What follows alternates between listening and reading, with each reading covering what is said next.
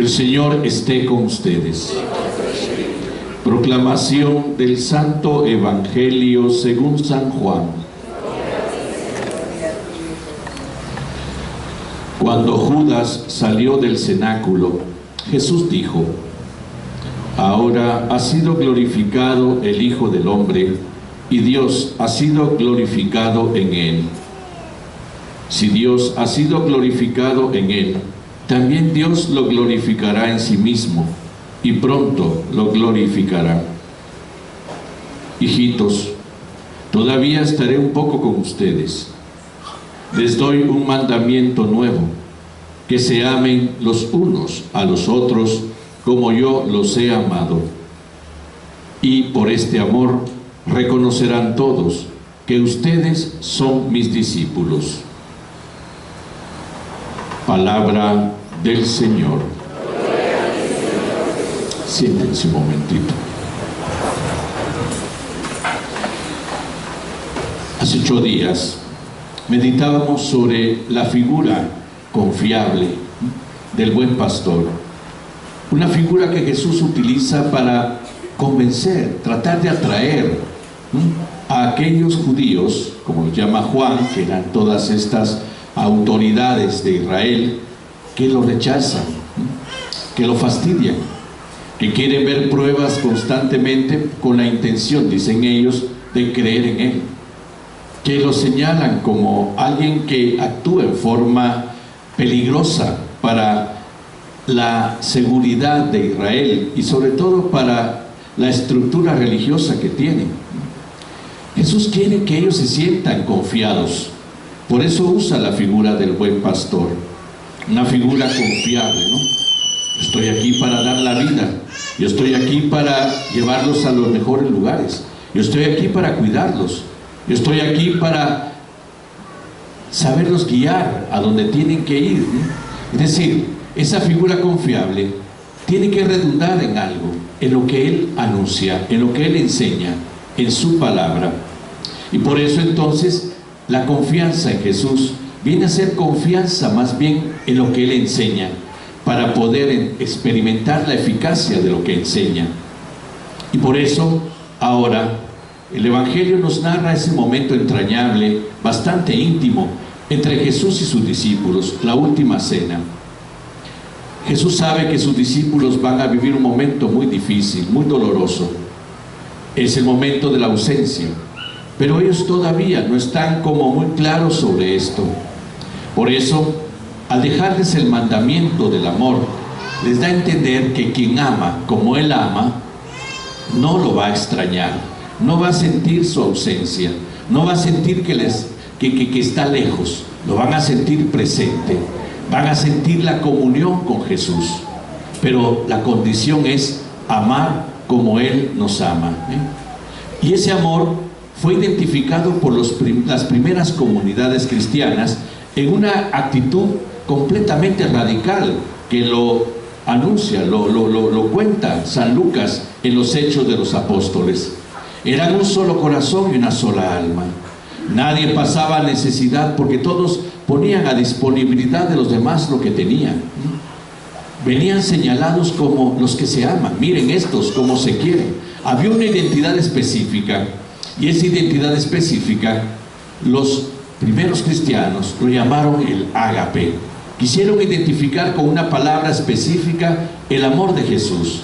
Existía la palabra filía. La palabra filía es la que evidencia el cariño, el afecto que tenemos a las personas más cercanas a nosotros.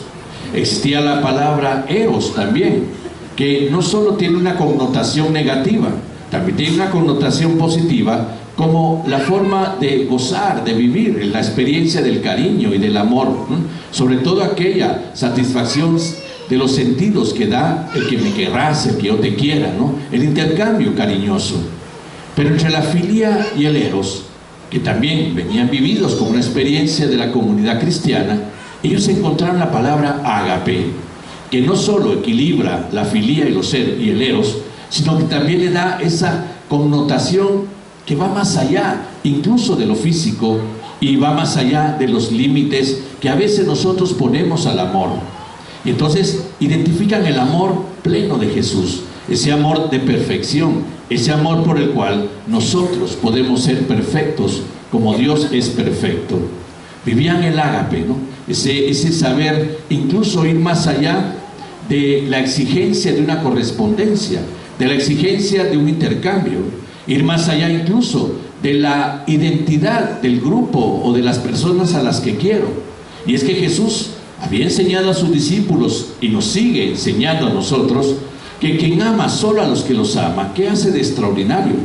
Que quien hace el bien solo al que le hace el bien, no hace nada nuevo, precisamente invita a ir más allá, incluso al amor hacia el enemigo, Y por eso mismo ese ágape es la identidad con el amor que Jesús invita a sus discípulos a amarse, que ya antes es el amor mismo del Padre.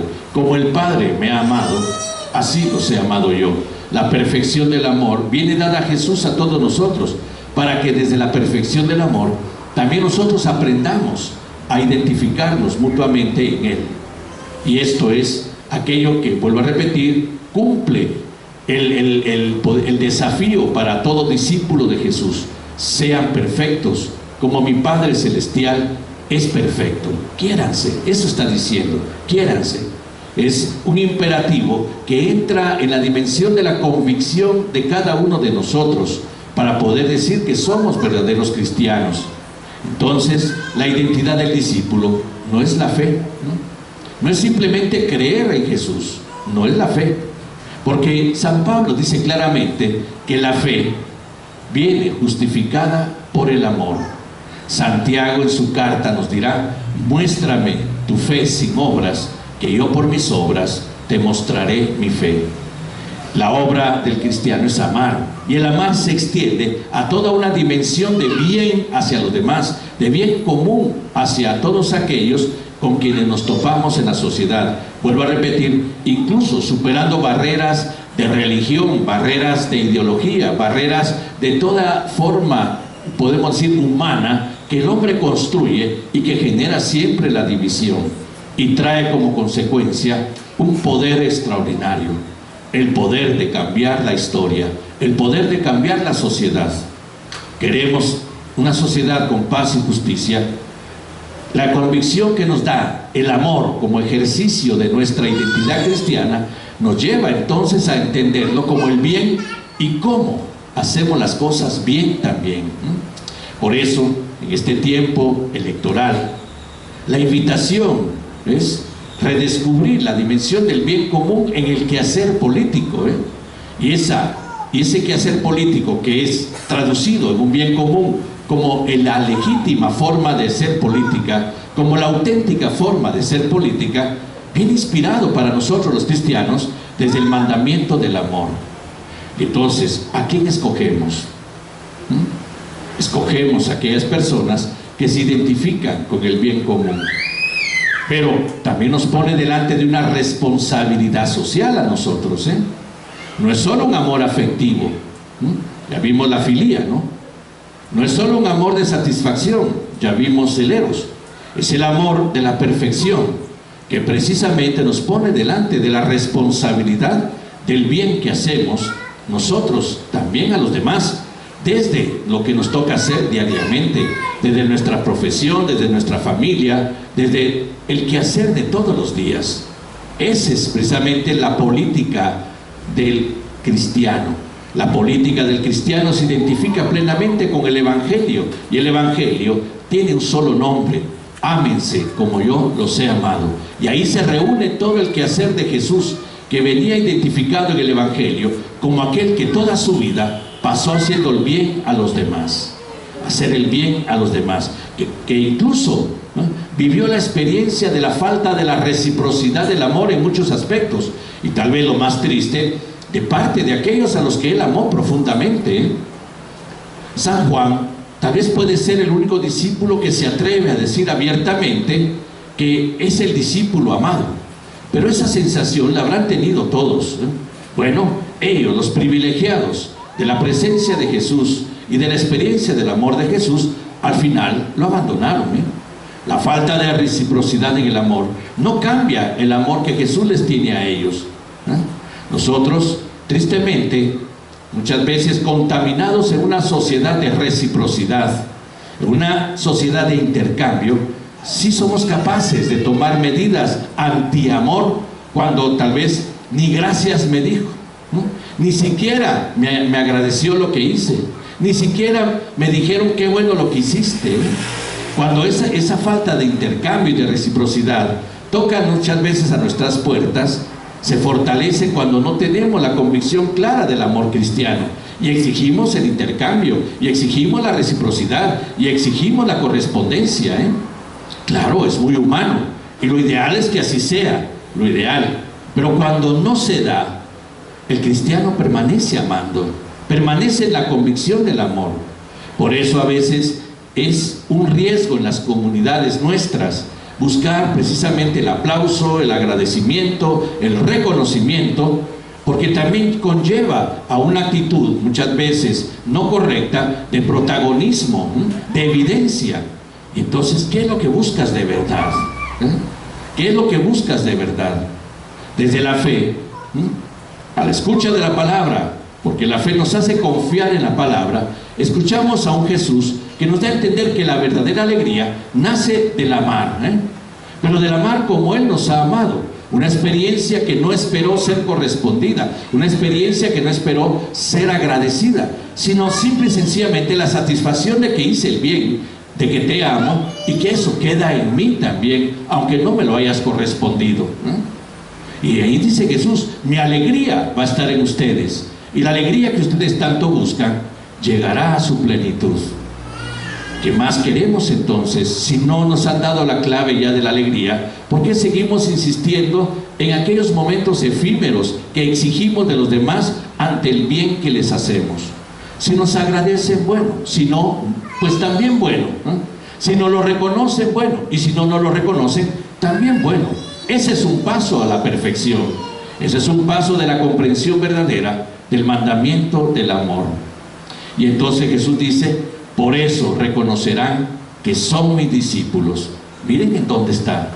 No dice los van a reconocer porque tienen perfectamente clara la doctrina cristiana. No, los van a reconocer porque son perfectos cumplidores de las devociones y de los deberes religiosos. No, los van a reconocer porque tienen plena confianza, sí, pero esa confianza, ¿cómo se traduce?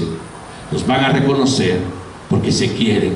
Ese es el verdadero signo de la presencia y de la comunión del hombre con Dios.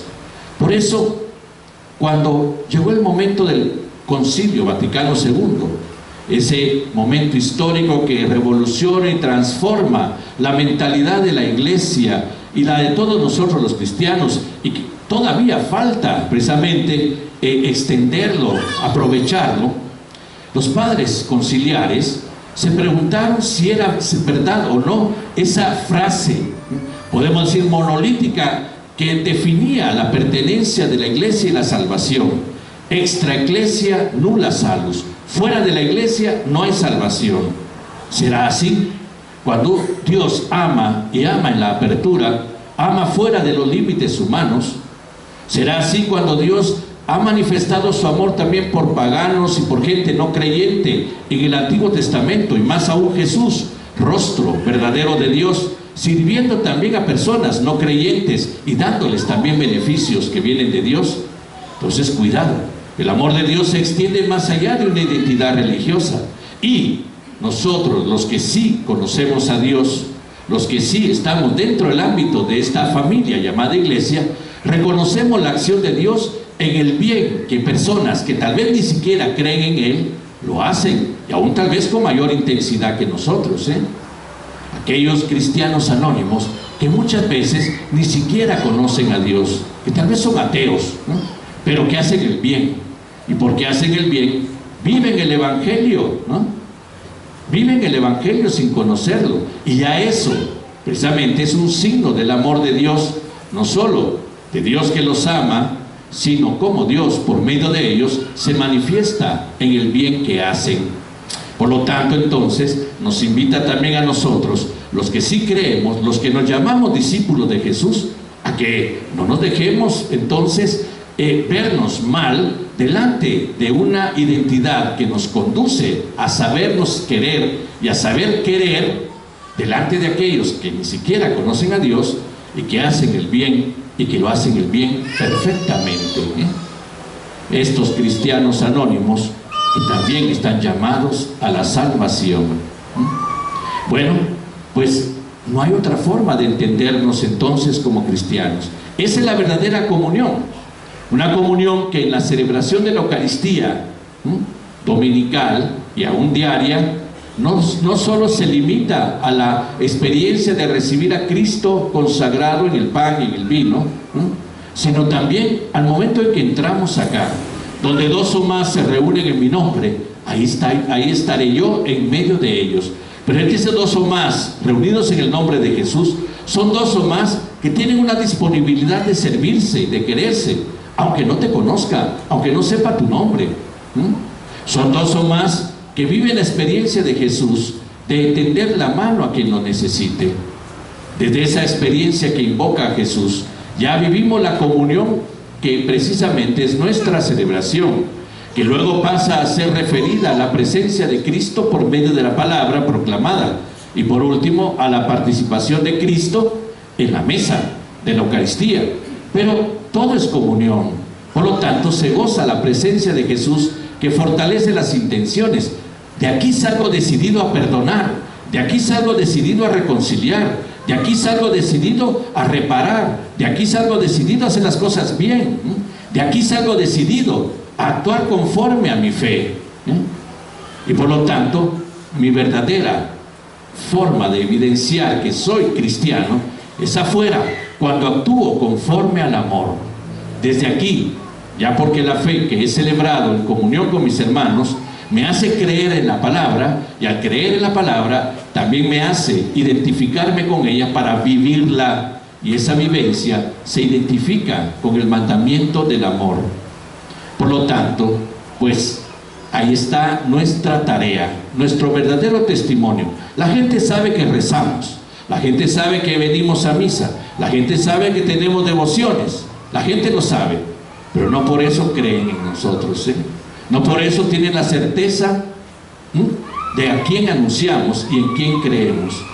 Pero sí verán que nuestros rezos, nuestras devociones, nuestra participación en la misa fortalece una intención que es la verdadera manifestación de Jesús, que es cuando somos buenos allá afuera, cuando de verdad vivimos la fe y la vivimos en el servicio a los demás, en la intención de romper barreras que limitan nuestra actitud de bondad, y sobre todo cuando esas barreras se rompen ante el odio, los rencores y los resentimientos.